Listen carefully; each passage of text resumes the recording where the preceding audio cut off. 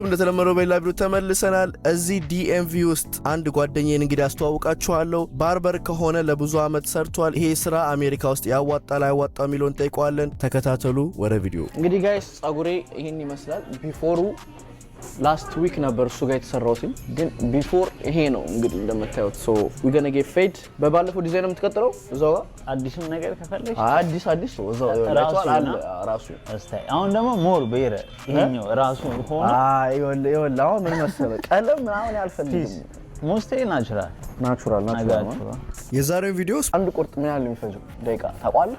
ኖርማል አሁን ፌድ አቬሬጅ በቃ ሁሌ ስሰራ ራሽ ከሆነ ማለት 15 ምን ደቂቃ ነው።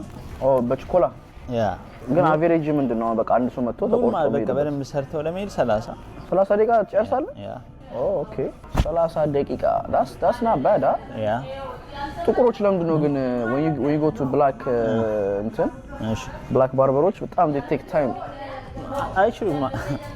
አይችሉማ ታው እንዴ እዛ አማርኛ አይችሉም ብለህ ነው